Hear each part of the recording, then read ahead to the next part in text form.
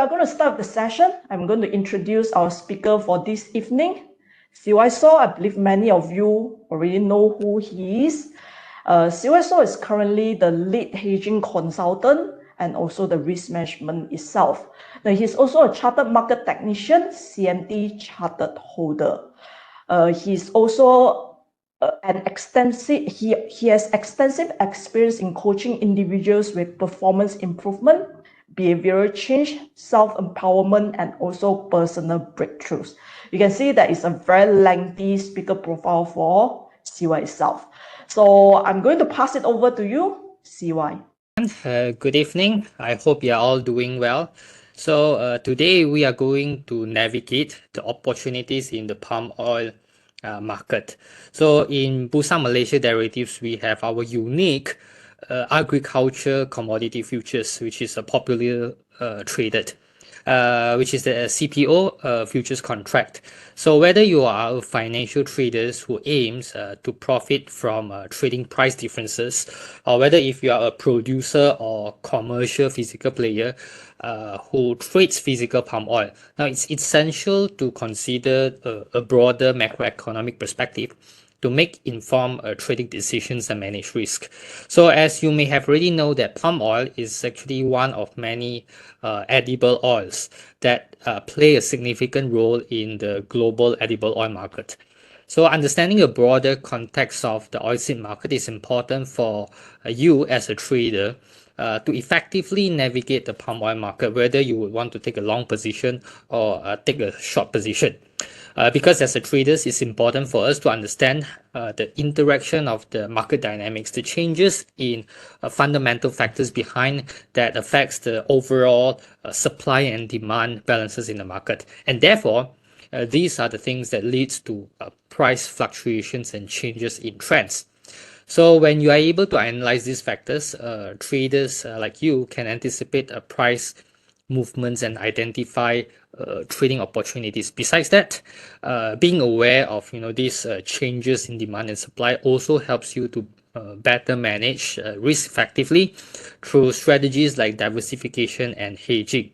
Now, before I begin, I would like to know what would be your perception about the market. If you believe the market is bullish, you can type in bull in the chat box, or if you believe the CPO market is bearish, you can type in bear or down in the chat box, so that later on I'm going to share with you some of my analysis, and we are going to have a look and see what are the evidence that supports bull and what are the evidence that support bearish for the crude palm oil market. All right, so today we will be focusing mainly on the crude palm oil market itself. So whether it is bull or bear, do share your opinion in the chat box, because it allows me to know what would be tentatively what would be your intended actions in the market. All right, so there is no right or wrong answer, because all of us, we have different trading objectives. Some of us see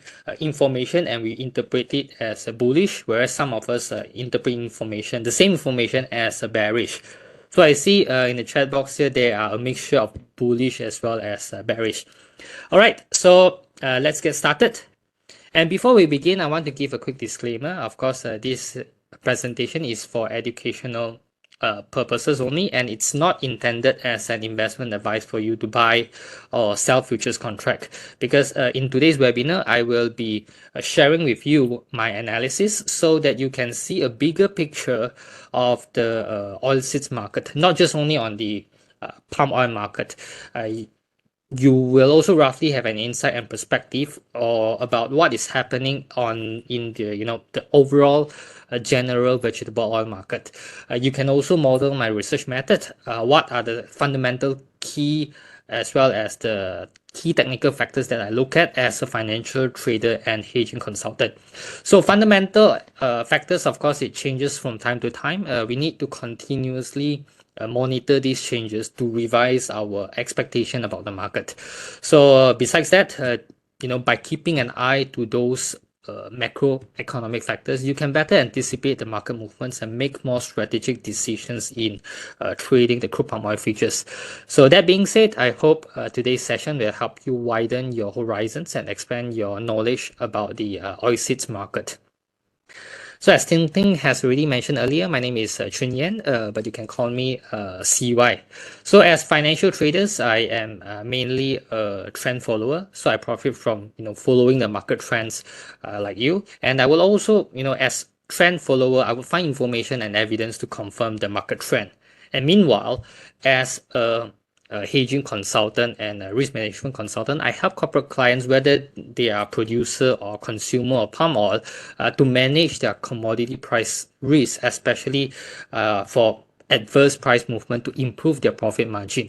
So the research process in terms of interpreting the fundamental factors would be different as well. So hopefully in today's sharing session, you get an idea on how I would actually look at the market and what are the data and key information I would actually take into consideration for my analysis.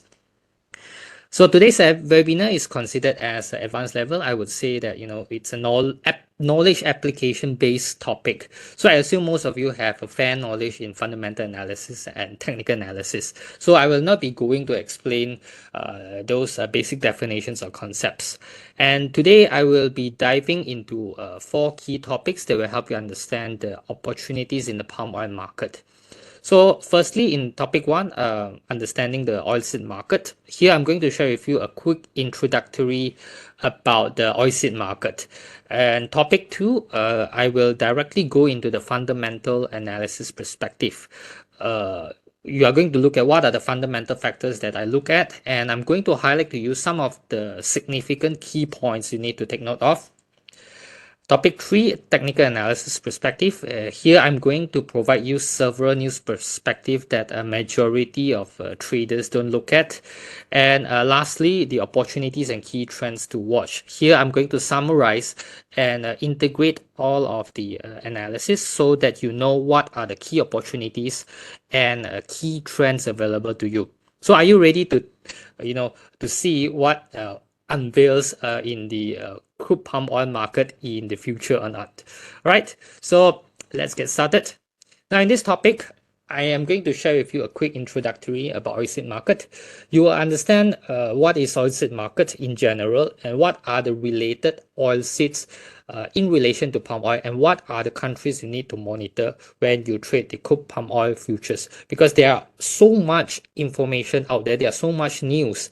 So of course, in order not to get overload, we want to just only focus on information as well as data that are relevant to the products that we trade.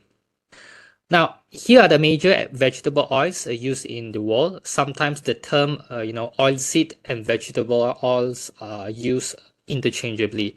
However, there are some differences. Oilseeds generally are referring to seeds, nuts, or the fruits or the plants, while vegetable oils are the oils extracted from the oilseeds.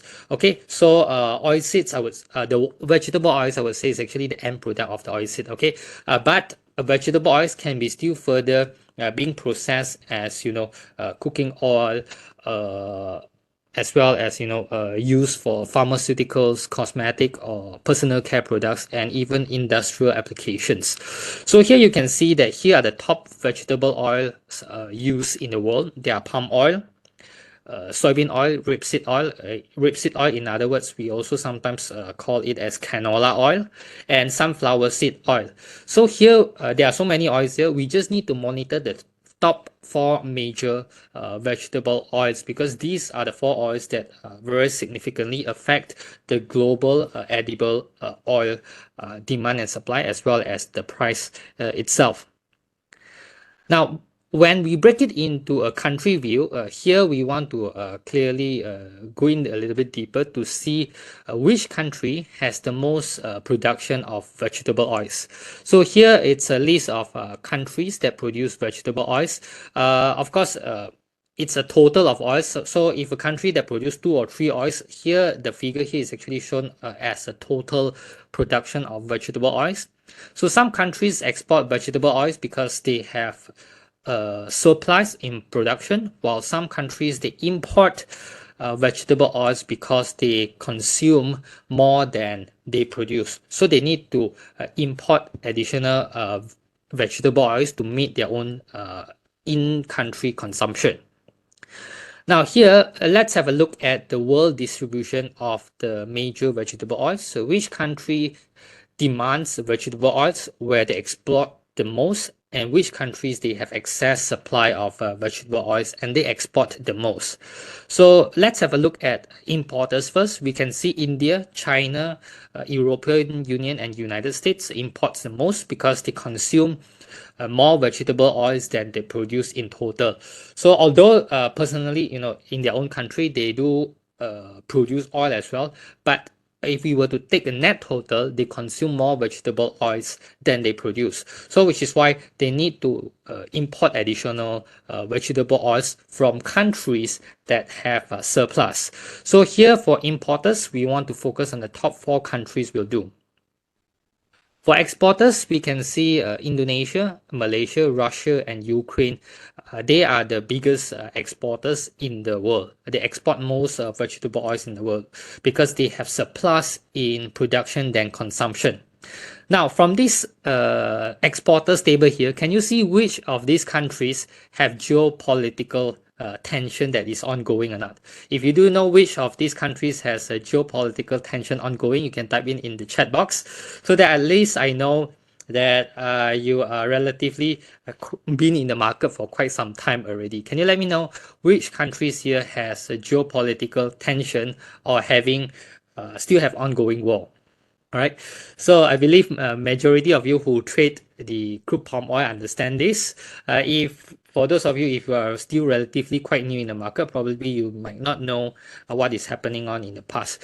So here, yes, majority of you are correct. Russia and Ukraine, they have geopolitical conflict, especially they have war. So no wonder in early 2022, when there is a war initiated between these two countries, Ukraine and Russia, vegetable oils, the price spiked up to new historical high because there was potential risk in the supply reduction in the global market. So which is why buyers would want to actually willing to pay higher prices for vegetable oils so that they don't get disruption in their supply chain. So yes, even till to date, since early 2022, there is still ongoing conflict. So we still need to keep an eye on this geopolitical tension. Now, how about Middle East conflict between Israel and Iran? I believe some of you might be saying that you would generalize that as long as there is war, it would affect commodity markets or agriculture commodity markets directly. But in fact, you can see based on this exporter list or the supplier list, Middle East conflict, it has very little impact. In fact, it has an insignificant impact to the vegetable oil supply in the world because they are not the major vegetable suppliers. So in this slide, all you need to focus on is the top 4 importers as well as the top 4 or 5 exporters. Now let's have a look at the world distribution for palm oil itself. Now the key palm oil importers we can see here in the table, which is India, China, European Union, and Pakistan. They import the most because they consume more vegetable oils than they produce in total. And generally, based on the figure here, we can just focus on India and China, these 2 key importers for palm oil. Whereas for the key palm oil exporters, well, I believe it's self-explanatory. Both Indonesia and Malaysia are the major producers and exporters in the world for palm oil. So you just need to monitor the production in Indonesia as well as Malaysia. These 2 countries is good enough. So now that you have already gotten a basic understanding of which essential countries and vegetable oils to look at, now let's dive into the fundamental analysis aspect. When it comes to fundamental analysis, there are a lot of fundamental variables to look at. So it all, of course, boils down to 2 things, supply and demand. And here I'm going to share about the 6 key fundamentals I look at to analyze the trend of crude palm oil and other vegetable oils in general. So I will be going through production, stock levels of the agriculture commodities, the related edible oils, the trade distribution, the futures pricing, as well as the weather. Now let's have a look at Malaysia crude palm oil production, monthly production first. So here you can look at one of the, on the far right hand side, based on the recent publication production data published by MPOB on 10th of May, the crude palm oil monthly production is around 1.5 million metric tons. So it's actually quite near to the 5 years average. And here in this graph, you might see that there are peaks and bottoms on specific month. I'm not sure whether you notice or not. There are specific months that has peak as well as a bottom. So we are going to have a look whether there is seasonality in the production in the next slide. So here, same thing, it's the same data, it's just that in a different presentation method. Here we are going to look at whether if there is seasonal patterns in the production. So probably you might notice there is a pattern here. You can see that, in the first half of the year, the monthly production is actually less and is slowly increasing until around September and October, and then it falls on November and December. So simply speaking, from fourth quarter onwards, there is a decrease in production until end of first quarter of the year. So which means from November, December, January, February, and March, the production would be actually reducing. This is mainly due to the northeast monsoon, where by October until March, mainly is actually a rainy season. So harvesting would generally slow down, and it's actually a perfect time for the oil palm trees to cultivate for them to grow their fruits. And similarly, in second quarter and third quarter of the year, the production pick up and increase due to increasing in harvesting volume. So looking at this CPO monthly production data for year 2024, January until April, there is no abnormalities here. It is actually quite in the normal range.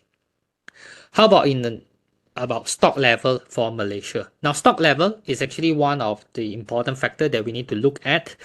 Stock level here refers to the inventory level, the palm oil or the inventory of the vegetable oils that is not used. So here we want to look at the ending stock level, whether there is an increased demand or consumption. So generally speaking, when there is increasing in demand or consumption, stock level would reduce. So here you can see there's also seasonality patterns in Malaysia CPO stock level as well. So it is quite in line with the increase in production in quarter 2 and quarter 3. You can see that in the early of the years production is less, so hence the stock level is actually reducing, and then when it comes to the second half, your production increase, your stock level would of course would grow as well. Now, how about stock level in China? Now, looking at this graph, China's stock level seems to approach on the lower side. It actually falls near to the 1 standard deviation, where whether it is positive or negative perspective. Now, it depends on how you look at it. So, if you were to look at, not just looking at the commodity news in the China market, we also want to look at the China economy as a whole, as well as the China stock market. So looking at China market, the banking sectors seem to have a recovery already. So if you may have noticed that banking sectors, most of the banking stocks, majority of the listed banks are actually breaking 1-year high. So this is actually quite in line with this oil and fats ending stock level here, where it actually indirectly indicates that the consumption might have a recovery and there is an improvement in economic activity. So which is why the stock level is actually dropping. Besides that, it may also indicate demand might be rising in the future. Now, looking at monthly basis to compare year to year for stock level for China, we want to investigate to see whether there is also seasonality in the stock level as well. So there's a pattern here based on the graph. We can see that on the first half of the year, China's stock level would actually reduce and it will bottom out around June or July, and then it increase stock level in second half of the year. Besides that, we also want to look at the stock level for India. Looking at this graph, India's stock level is quite similar to China's stock level. It's actually having quite a sharp drop. It's actually reducing. So this may signify improvement in economic activity and increase in consumption as well. So of course, if you have been following India's economic news, there are several major happenings for India. Starting year 2020, end of year 2022, you may see that there are many multinational corporations. They stated that they have intention to move their manufacturing plant or their manufacturing production to be based in India. Okay, they want to move their manufacturing plant from China to India. So for example, you can see Apple has already done that. So besides that, another significant happenings in India is that this year is actually India's presidential election. So it has already been started and it will be end pretty quite soon in early June. So later on, we are going to see whether if India's presidential election has any impact on the crude palm oil or the vegetable oil consumption. Now, looking at the yearly comparison to see whether if there is a seasonality for India stock level or not. So here is quite same as China stock level as well. The stock level generally bottom up around June or July, and then increasing stock level after that. So for year 2024, of course, we can see at the green line here, it's somewhere in between this range. So there is no significant abnormalities here. Now, looking at soybean oil, because soybean oil is actually one of the vegetable oils that is widely used in the world. So we would also want to look at, besides how does soybean oil affect palm oil pricing. So throughout 2023, you can see the spread of soybean oil towards palm oil is actually very wide. So in early 2023, on the red color line compared to the green line and the purple line, which is the palm oil, the spread is actually very wide. So soybean generally is trading at a higher premium to palm oil. However, approaching to year 2024, you can see that the spread is actually narrowing. So this indicates that soybean has becoming relatively cheaper rather as compared to palm oil. So in other words, buyers may prefer buying soybean oil over palm oil because it's relatively cheaper. So palm oil currently, comparing with soybean, palm oil is actually facing pricing competition against soybean oil. So in order to be able to compete with soybean oil, logically speaking, palm oil got to price at a better discount to be able to sell better. Besides that, looking at soybean, the U.S. Department of Agriculture in their March report, their March report, it indicates that U.S. farmers they intend to increase the soybean planted acres in year 2024 as compared to the previous years. So it is estimated to increase by around 3 million acres, which is higher than previous year. So this means that there will be increasing of soybean production and supply in the market to compete with other vegetable oils. So here, generally speaking, soybean planted acres would be increasing. So it also indirectly means that soybean oil might potentially increase as well. Now, just now we look at soybean oil versus palm oil comparison. Now we look at the soybean the oilseed comparison with other vegetable oils. So here we can see palm oil is not just only competing with soybean oil, but also sunflower seed oil, as you can see in the yellow line. So historically speaking, you can see, from far left to the far right, historically speaking, the sunflower seed oil, which is the yellow line, it's pricing above, it's trading at a premium compared to soybean oil and palm oil. And now, uh, starting year 2024, now sunflower seed oil is actually trading relatively cheaper than soybean oil and palm oil. So this is because Ukraine has actually increased their area planted for sunflower oil seed and soybean in 2022 and 2023. So there is a surplus in sunflower seed oil. And besides that, because due to Russia and Ukraine conflict, in order, as a seller, you do know that, if you want to get rid of your stocks quickly, you need to price it cheaper compared to other competitors. So which is why, for sunflower seed oil, they are actually aggressively selling in the market, which is why they are selling at a way discount compared to soybean oil and palm oil. Now, another supporting evidence to look at, which is, the lower Ukraine sunflower seed oil export price. So which is quite in line with just now, which I shared with you earlier. Internationally, global sunflower seed oil actually increased to a record high, because in global, the sunflower seed oil traded is actually raised on higher imports from India, Egypt, as well as European Union, because Russia as well as Ukraine, they both of these countries, they are the biggest producer for sunflower seed oil. So as the European Union nations, right, it is very near towards Ukraine, right? So in total, for European Union countries, for them to import a cheaper oil, the total cost of getting sunflower seed oil is actually their cost would be way lower compared to getting soybean oil or even crude palm oil.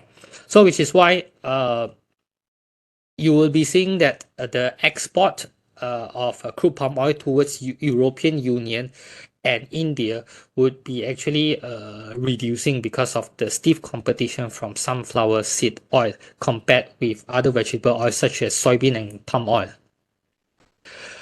Another perspective that you can look at is that you can see, sunflower seed oil has been trading at a discount compared to palm oil since January 2024, which resulting in a higher demand for countries like India and European Union. Because, as I've already mentioned, historically, sunflower seed oil has been a premium price oil compared with palm oil and soybean oil, because sunflower seed oil is considered as non-genetically modified vegetable oil. So relatively low sunflower seed oil prices in Ukraine are driven by higher domestic sunflower oil supply, because they want to compete with Russia in terms of selling their sunflower oil. So which is why it reports a larger supply here. So in addition to that, Ukraine, because of war, a weaker Ukrainian currency further supports Ukraine's export volume for sunflower seed oil. So which is why you can see, European Union and India, both of these nations, they benefit from a cheaper sunflower seed oil. So you can observe that India's sunflower seed oil import increased, while India reduced their import for palm oil. Why? Generally speaking, is because sunflower seed oil is actually priced cheaper than the alternative palm oil. Now, during Ukraine and Russia conflict, right, you can see that the production and export of soybean in Ukraine is actually reduced. However, after a few months, the conflict, after, a few months setting out of the war, right, you can see that the production and export is actually increasing for Ukraine. So the soybean production in Ukraine is actually export driven, and with the expanding in Russia Russia invasion, the exportable supplies for Ukraine has been actually on the rise. So production has already recovered as compared to pre-war levels because soybean it's always remained a profitable segment for this Ukraine. So which is why Ukraine focus a lot on soybean, and Ukraine's remain an attractive soybean supplier to European Union region as well as for Middle East, because their export price is significantly priced below anywhere else in the world. So because of a geography location advantage, countries around Ukraine they actually have a benefit for cheaper soybean as well as sunflower seed oil. Now that we have already looked at several fundamental factors, another fundamental factors that I actually look at, besides looking at production, besides looking at import, export, and stock level, another segment that I, look at is actually on the futures market itself. Now, there are several things in futures market that it actually signifies whether a commodity is actually in a normal market or it would actually be in a bull market. So generally speaking, for agriculture commodity market, it is always constantly traded at contango market. So in commodities trading, contango actually refers to a situation where your future price of a commodity is actually to be higher than your current spot price. So this is happens is when because there is abundance of stock right now. So in normal agriculture commodities experience contango situation because especially on seasonal aspect to their production, or if there is any expectation of increase in demand in the future due to population growth or changes in consumption patterns. So here you can see that for corn, this is actually a contango market. You can see the near futures contract is priced at lower price, and then the further futures contract further month is actually priced a little bit more expensive. So this same thing goes for soybean futures. The near month is actually pricing cheaper and further month pricing a little bit more expensive. Same thing goes for soybean oil, wheat, and canola. Then how about crude palm oil? So here you can see on the left hand side, these are the contango market. This is what we call as the normal market situation. Whereas for crude palm oil, looking at crude palm oil futures, now I believe all of you might be, although you are, for retail traders, you might be just only trading the third active contract month, right? Because of high trading volume. But we are interested to look at some other months as well, especially for spot month as well as second month. Looking at the crude palm oil futures, we can see that it's actually quite a backwardation market where the spot month is actually trading higher than further months. Now this means that the demand for near month is actually higher than further months, and this usually happens when there is anticipation of low supply in the next further months, or buyer is actually, simply speaking, if there is actually no low supply in further months, buyer, another reason to explain this is that buyer is willing to actually pay higher price right now to get the stocks. Okay, so commodity buyers are willing to pay higher price now as compared to further months. So we can see, backwardation happens for a consistent period of time during the early stage of COVID. Okay, it has been happening for some time. Otherwise, during normal market conditions, when there is no COVID, when there is no war, generally speaking, for our futures market, especially for agriculture commodity futures, it is actually pricing priced like a contango method. So in short, to make it simple, all you need to understand is that for agriculture market pricing structure is contango for normal market situations. So when the crude palm oil turns back to contango situation, then that is what we call it would be a normal market situation already. However, let's have a look at the next chart here, whether CPO is going to turn contango or not. So generally speaking, you can see that starting year 20, right before COVID and during COVID, right, it has been quite some time that, CPO is trading at backwardation, whereby your spot month is trading higher than your further month. So here are the 3 months future contract, May, June, and July comparison. And we want to observe starting 16 of the month onwards, so that on the data it's more reflective towards the current situation. So as we look at the futures contract pricing structure for CPO, is actually still backwardation. Here we can see that the pricing differences between each contract is actually from the left hand side to far right hand side, it is actually getting narrower. In other words, the spread is actually narrowing. So as you know that in normal market times, the pricing structure for agriculture product is contango. So looking at these charts, once the spot month and second month is actually trading lower than the third month. So this indicates that the demand and supply situation would be actually back to normal conditions already. Now, how about weather impact on El Nino? Whether El Nino does impact your CPO production or not. So can you let me know whether does El Nino affect your CPO pricing? If you believe El Nino affect your CPO pricing, you can type in yes in the chat box. If you believe El Nino does not affect CPO pricing, you can type in no in the chat box. So I would like to see whether, as a financial trader, what would be your interpretation for, how does weather impact your CPO pricing? This is actually a very interesting study where probably, you might be surprised with the answer. So I see majority of you put yes in the chat box. Now, before I reveal the answer to you, let's have a look at El Nino. Now, how does scientists measure El Nino? Is that they use this indicator, which is the sea surface temperature, SST. Sea surface temperature. They want to look at abnormalities. So of course you can see on the red zone on the upper side, which means higher temperature, higher than normal. So this is what we would categorize as El Nino situation. And on the lower side, where the temperature falls below normal situation, this is what we call as La Nina. So in El Nino condition, it means it is hotter than usual and you may expect less rainfall.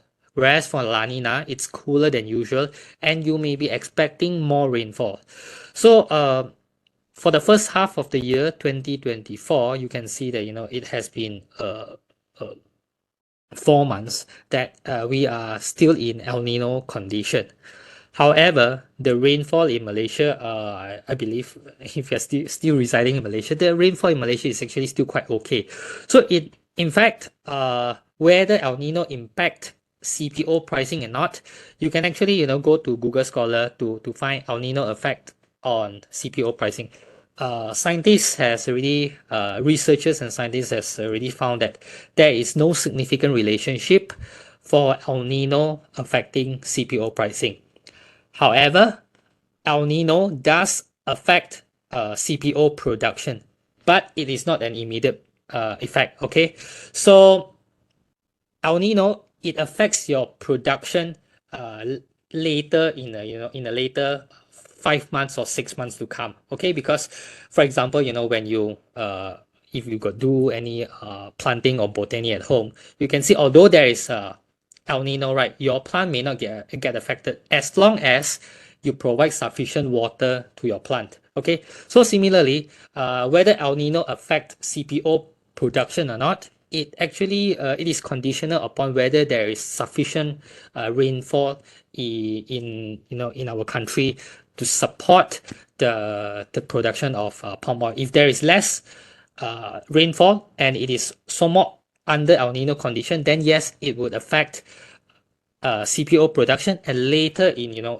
5 months, 6 months later, you will only see there is impact in the CPO production and CPO pricing. Okay, so generally speaking, for El Nino, it does not have significant relationship towards CPO pricing right now. Okay, it only has it is a little bit lagging. It has relationship where it affect the harvesting of the fruit in a later period. All right, so here I've already shared with you some of the few fundamental factors that I will look at when it comes to fundamental analysis, because there is not all information in fundamentals that you need to look at, but we want to look at the significant ones. Now let's enter into the technical analysis perspective. Now, of course, technical analysis, I believe majority of you are technical analysis practitioners, so I'm not going to go into the looking at drawing charts and so on and so forth. So I want to, here in technical analysis, I want to highlight to you some other perspective that majority of the traders don't look at.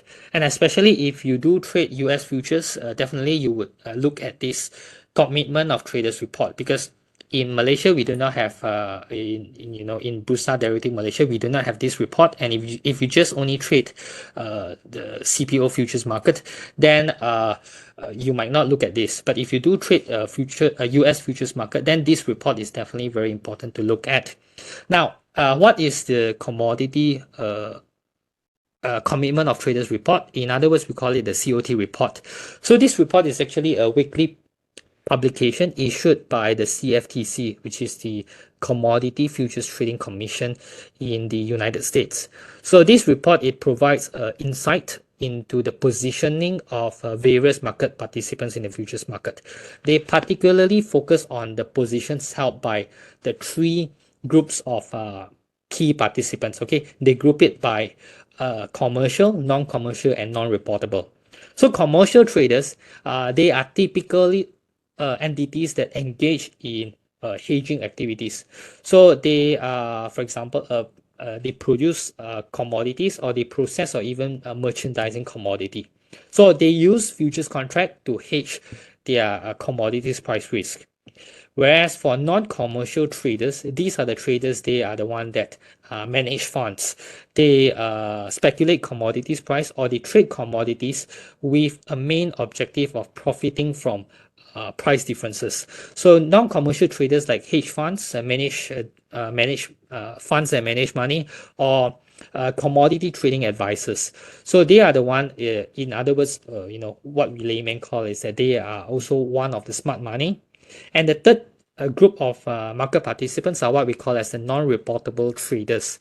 So these non-reportable traders are what we call as typically small traders, whereby the position does not meet the reporting threshold that is set by the CFTC. So like us, retail traders, we are considered as non-reportable trader.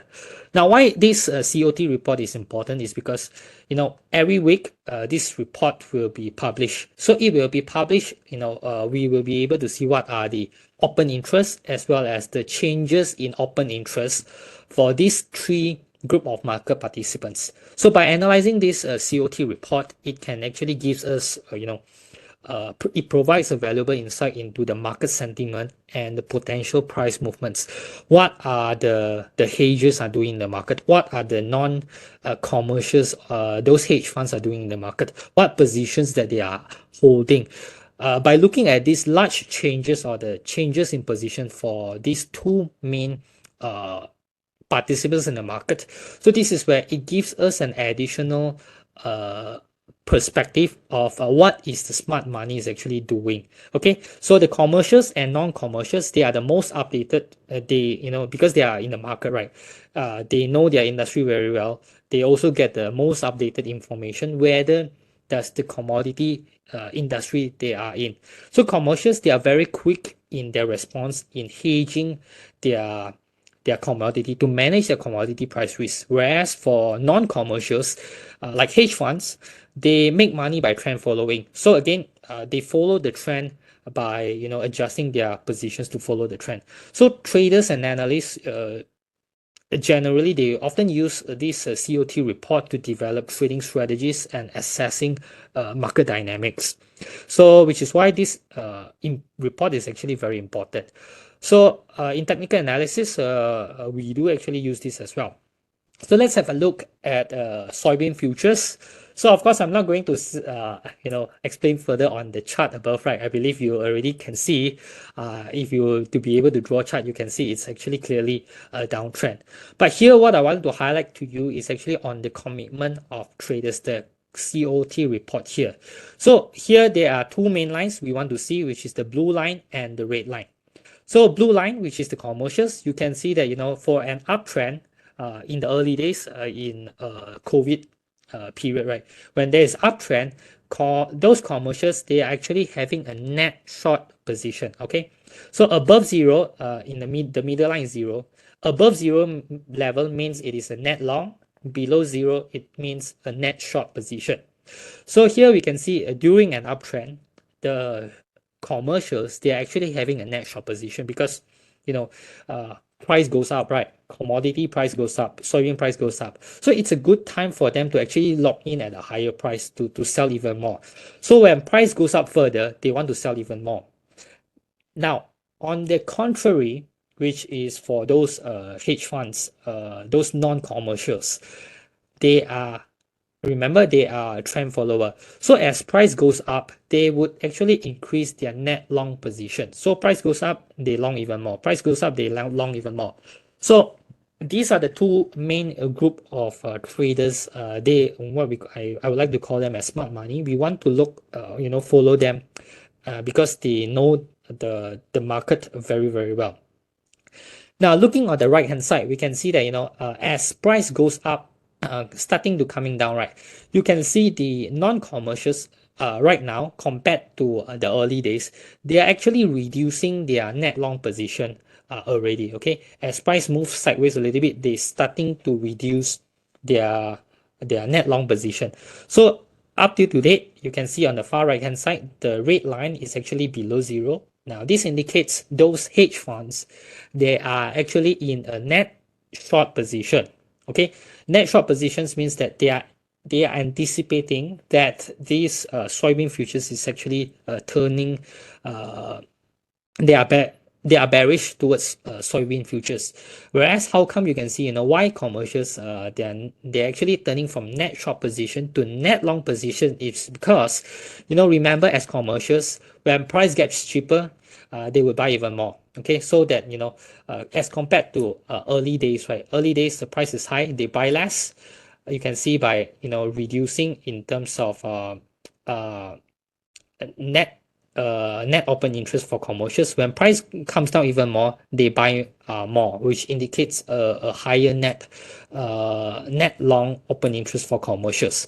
Okay, so here probably you can see, what are the smart monies of this commercial and non-commercial is actually doing in the market. And another supporting evidence that you can see that is that your RSI here currently is actually trading still trading at below 50. So below 50 for RSI, it means it still signifies a weakening market, a weak market. It is not a strong bullish market yet. So now that you have already looked at what the smart money is doing for soybean futures, let's look at what the smart money is doing for the soybean oil futures. So soybean oil futures, looking at the chart, you probably can identify what trend it is already. And here, again, we want to look at the commitment of traders, mainly the commercials and non-commercials. So looking at the far right-hand side, you can see that, as soybean oil price comes down, commercials are actually buying more. Whereas for the hedge funds, those non-commercials, because they are trend following, they expect prices is actually a bearish situation. That is why they are actually holding a net short positions in the market. Another supporting evidence to confirm this as a bearish market is that, looking at the RSI is actually still trading at below 50 for quite a significant time here. So it indicates weakness. Now, how about for corn futures? Now, probably why you may be asking me, how come we just only looking at oilseed market, right? Corn is actually, corn oil is actually not a major vegetable oil here. But why do we still actually need to look at corn? Now, in fact, corn and soybean has a very close relationship because there is a crop rotation in terms of planting corn as well as soybean. So, which is why I use corn futures to support my hypothesis in soybean. So here you can see the corn futures. It has a similar pattern whereby the non-commercials are having a net short position and the commercials are having a net long position as price comes down. Why looking at corn futures? Because, although corn, yes, it has low impact on the oilseed market. I look at corn market to support, as mentioned, to support my hypothesis and opinion about, the trend in soybean market. Because corn and soybean, it has high correlation because, they have a significant impact between each other, especially on the food production and animal feed. Farmers generally they rotate soybean and corn crops in the field because this actually, after they plant soybean for the same land, they would actually interchangeably use plant corn. So which means they for the same piece of land, there would be a competition in terms of planting soybean and corn. If you plant more soybean, it means you will be planting lesser corn, and if you plant more corn, which means you will be planting more soybean. So these two crops, they are generally compete for acreage. So farmers generally, for producers, right, farmers, they would consider a lot of factors when deciding which crop to actually plant, including, market price, the soil conditions, and the weather patterns. So here you can see, earlier I've already shared with you on the fundamental factors, US, whereby they are actually, the report shows that, the farmers are expected to plant more soybean. There would be potential increase in the soybean plant acreage, which means the crop there currently there will be actually a surplus of corn already. So now they will want to increase in soybean plant and then reduce in corn. So in the near future, probably you may be expecting is that as soybean acreage is increased, your soybean production would increase. So this would actually, support that the soybean oil would be likely increase as well, right? So here here we have already seen soybean oil futures. Now, how about back to our CPO futures here? Now, of course, as I've already mentioned, in Malaysia, CPO futures, we do not have a COT report to look at. However, we can actually look at our open interest data. Now, open interest means the similar like COT report. It's just that, open interest, it's a more general report. It's not the breakdown report that breaks into what specific market participants are holding their position. So open interest, it means the general market participants whereby they haven't close their futures contract yet.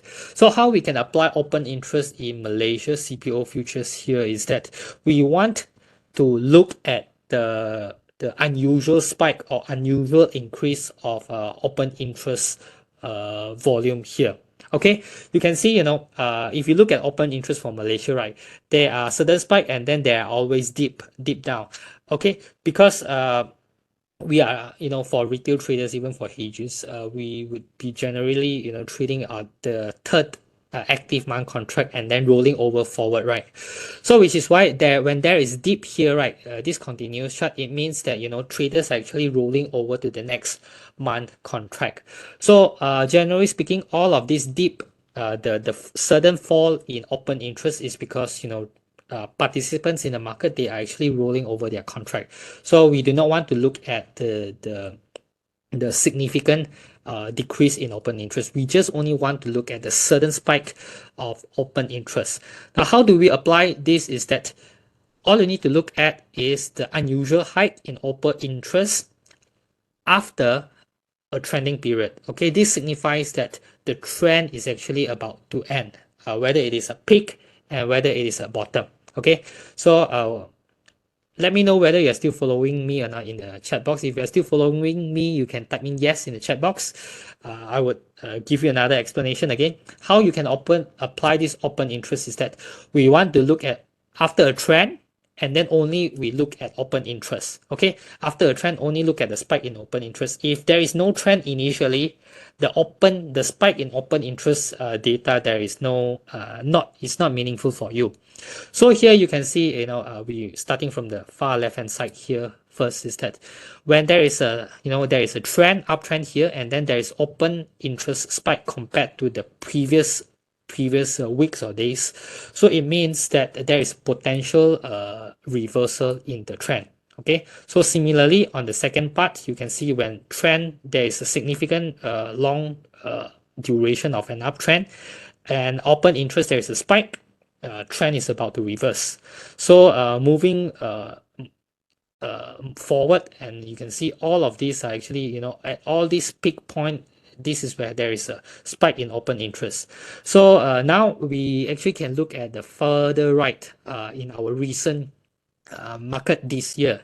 So of course, in the last month, CPO, surprisingly, it went back above 4,000 level.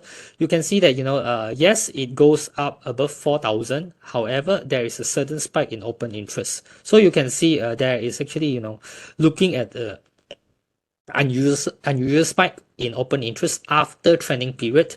So this signifies, it confirms that the previous uptrend is already come to an end. Okay, so hopefully you are able to see the relationship between open interest and crude palm oil, the trend that you can actually look at.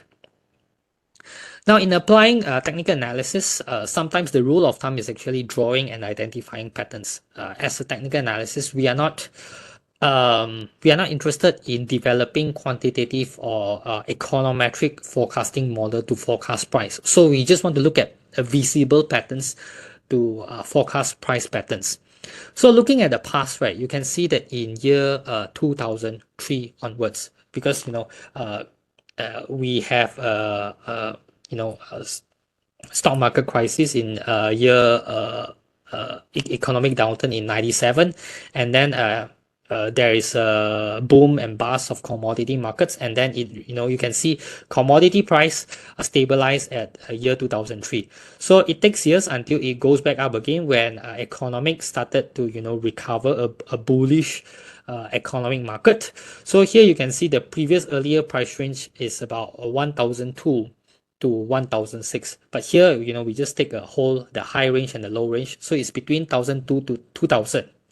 And similarly, because I draw the price starting from 2003, right? So the similar happens is that I starting to draw from year 2013, okay, the year that ends with the number 3.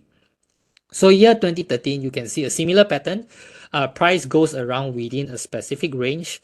So this time, price goes between 2000 to trading 2000 and 2008 until there is another certain spike here, which means usually commodity has their own super commodity cycle, or commodity cycles in others we call it as, is when when there is at the end of economic boom, there would be a commodity spike, and after a recession again, there will be a commodity bull market. So this is where why I use after a stabilized period, which the year ends with 3. So again, you may have already guessed it.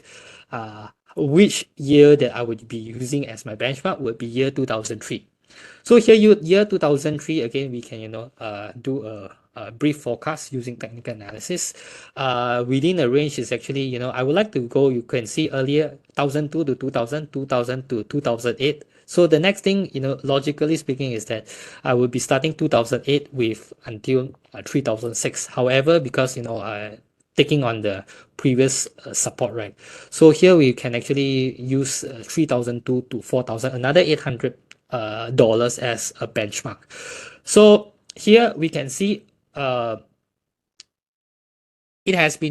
palm oil has been trading between 3,002 to 4,000 for quite a long time already.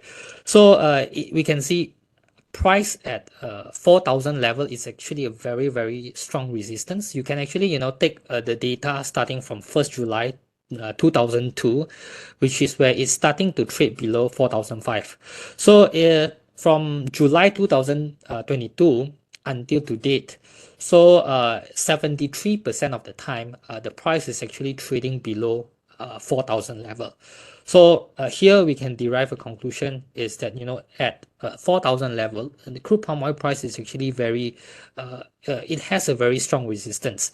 And not to mention that, there are a lot of supporting evidence earlier whereby, crude palm oil is actually trading relatively expensive than soybean oil and sunflower oil. So for crude palm oil to compete in the market, it has to trade at a more discount price or a relatively cheaper price compared to other edible oil. All right. So looking at the opportunities and trends to watch. So just now I've already shared with you what are the fundamental and technical factors to look at. So here I'm going to summarize what are the conclusion and the points, the evidence that we gathered from my analysis. So far, these are the data or evidence I've gathered. So I've already shared with you that, competing sunflower oil are price that is trading very, very discount compared to soybean oil and crude palm oil. So unless sunflower oil goes back, trading at a premium, way premium compared to soybean oil and crude palm oil.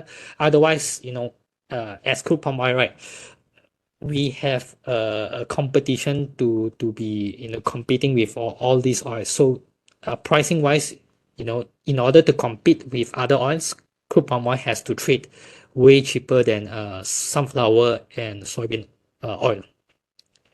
Second thing is that I've already showed to you is that, in US, there is increase in soybean plant acreage starting this year. And in fact, for Ukraine, right, Ukraine, they have also starting year 2020, at the end of the fourth quarter, year 2022 until to date, Ukraine has also increased their soybean oil, soybean plant acreage. So this, might conclude is that in future, you might see a potential increase in soybean production this year when there is a harvesting starting September and October onwards. Because now May and June period is actually the planting season for soybean. So you might be seeing potential increase in soybean production. So some other factors that you need to look at is actually India trade policy after presidential election. Now, it doesn't really matter which president or which party get elected, because those are not so directly, not a direct factor towards looking at the agriculture market pricing. But what we want to look at is actually the trade policy that is actually have a significant direct impact towards the crude palm oil as well as the vegetable oils in general. The other thing, of course, it would be Indonesia domestic policy for palm oil. As you know that, in Indonesia, they have a strict policy, domestic policy, whereby they do restrict and they want to save up a certain supply for their own domestic use. So until and unless Indonesia relax the domestic policy to increase the supply, the export of crude palm oil in the market. So these are the things that you just keep in view to see that what are the changes in that. So far, here I will put it as a neutral first, but it's important to keep in mind. Next thing would be the export demand to China and India. So just now we have already seen that China and India, their stock level are relatively low. So you might be seeing that starting June, July onwards, they might be restock and increase their stock level back to normal levels. And another economic indicator that we want to look at for China and India is that do look at economic indicator for improvement in economic activities. So if there is improvement in economic activities in China and India, then yes, the domestic demand for these two countries, they would actually demand more vegetable oils in the market. And of course, only one supporting evidence that the support, if there would be bullishness for vegetable oils, would be the geopolitical tension. in Russia and Ukraine. The conflict is still ongoing. It haven't ended yet. However, it seems like the the vegetable oils or even the crude palm oil has been stabilized for quite some time. And looking at the commitment of traders report, evidence is that the smart money, especially the non-commercials, they're actually at the net short position side already. They are quite biased towards the downtrend. So all in all, you can see that majority of the evidence here through my data collection is that it actually tilt towards downtrend. So this is actually just only your reference as a guidance to for you to position yourself, to revise or even revise your trading strategy, which direction that you want to trade in the market. So my view is that palm oil prices, because of this evidence that I've gathered from the market, I see that there is a lot of downward pressure towards the second half, especially if you look at there is increase in soybean plant acreage and soybean production, then this would actually add more further downward pressure towards palm oil.